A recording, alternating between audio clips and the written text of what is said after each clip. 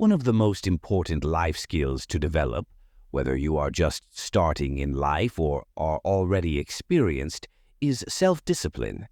It is like a superpower. Once I developed some self-discipline, I began exercising, eating healthier, meditating, and writing more. I quit smoking, ran marathons, started a blog, wrote books, read more, woke up earlier, decluttered my living space, and transformed my finances. While I'm far from perfect, I have learned a lot along the way. However, failing to develop self-discipline can lead to various problems: health issues, distractions, procrastination, financial troubles, clutter, and an overwhelming sense of being behind on tasks. Therefore, learning self-discipline is crucial, yet many people don't know where to start. This guide aims to help you get going. The motivation breakthrough.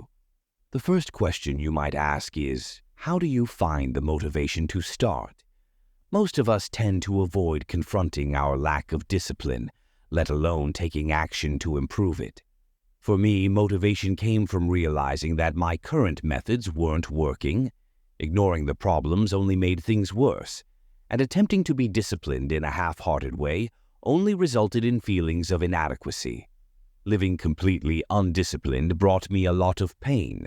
Once you recognize that you are causing yourself discomfort, you may feel a genuine desire to stop hurting yourself. You might think, okay, that's enough of making my life worse. Let's try to make it better. With that in mind, remind yourself that you will. Start taking small actions to improve your situation. Do things that will hurt you less. Push yourself just a little into discomfort to become better over time. Practice regularly to enhance your self-discipline.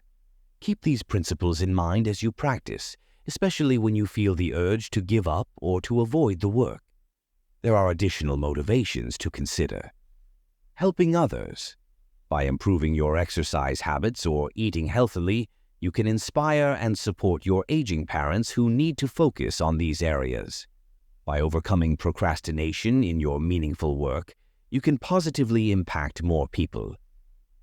Appreciating life. Our time on earth is limited, and life itself is a gift.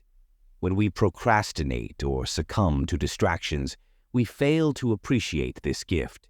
Instead, we can be present, express gratitude, and spend our time purposefully. With these motivations, or those that resonate most with you, we can begin practicing the magic of small actions. One of the best approaches to enhance your self-discipline is to take small actions. Tackling large, overwhelming projects can be intimidating, so don't.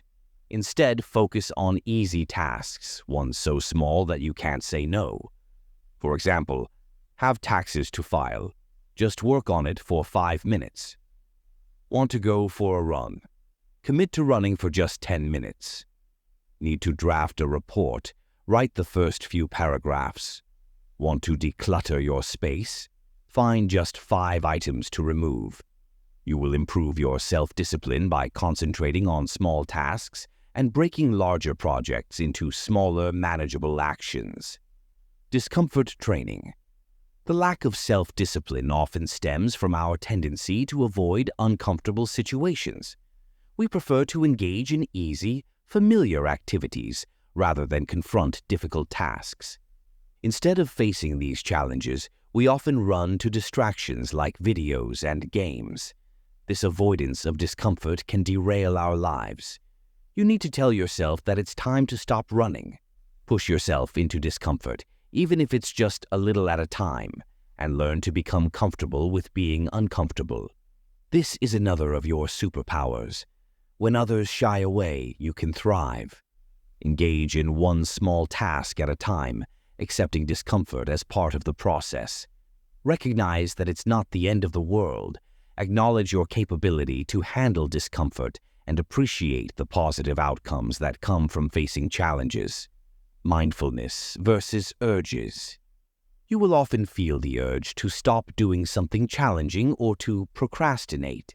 These urges are not beneficial. Instead, cultivate mindfulness around these urges and recognize that you do not have to act on them. One effective technique is to set aside a dedicated time for yourself to focus solely on one task. For instance, tell yourself that for the next 10 minutes, you will do nothing but write your book chapter or exercise, meditate, etc. When the urge to procrastinate arises, it becomes easier to identify because you either are engaging in your task or you are not. If you find yourself wanting to avoid the hard work, remind yourself that you can't give in. You must either focus on your task or sit in stillness. Raymond Chandler used a simple writing system, write or nothing. He found it effective. You don't have to write, but you can't do anything else. This method works because you are setting a clear boundary for yourself. Like if you're committing to small steps,